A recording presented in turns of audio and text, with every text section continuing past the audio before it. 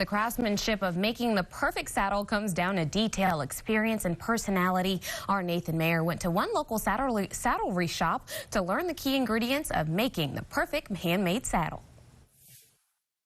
It's one of the most important pieces of equipment when it comes to riding on your horse. Dedication, durability, and attention to detail. Those are the three things that goes into a Jeys saddle. Today we're here at Jeys Saddlery learning what it takes to make a one-of-a-kind saddle. In the 30 years of building saddles, I probably have made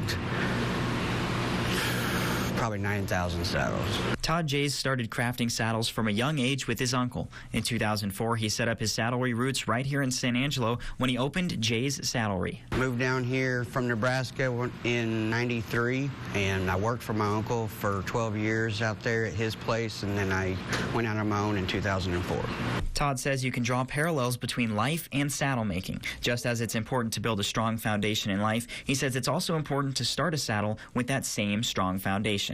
He walks us through the saddle making process, starting with the trees they're made from. There's two different kinds of trees that you can get. You can get a wood rawhide cover tree, and then you can get a fiberglass tree. With trees selected, it's time to cut our leather. Jay says it takes 3/4 of a cow in order to make a saddle. I can get a saddle cut out of basically a side and a half. So basically, take a cow, 3/4 of their skin, I can get a full saddle out of all of that. At his shop, Jeys likes to use a 20-ton hydraulic clicker that can be compared to a heavy-duty cookie cutter.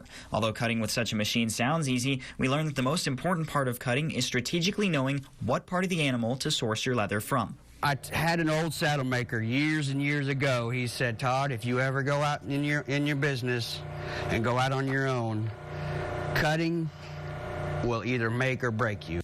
We decided to try by cutting an override strap that allows the stirrups to move freely. Shoot, you're a professional. Well, that was easy. I was waiting for Right. With our materials ready for building, it's time to make our saddle. As we walk through the shop, Jeys tells us the story of his 10-year anniversary saddle, saying it took a total of 65 hours just to tool the flower design alone, and prices out at $10,000.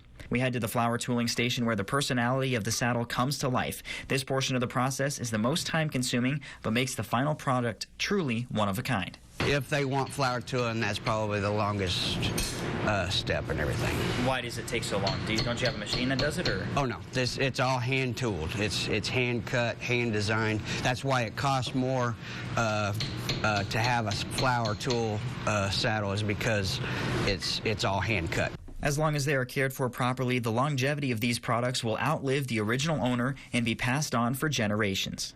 Every year taking care of it, oiling it, conditioning it, replacing stuff that need to be replaced just from wear and tear and everything like that. So it's, if you spend the money on a custom saddle, it'll last you the rest of your life, and you can hand it down to your kids and grandkids and everything. And with the final touches being placed on, we are now ready to ride. Reporting from Jeys Saddlery, I'm Nathan Mayer.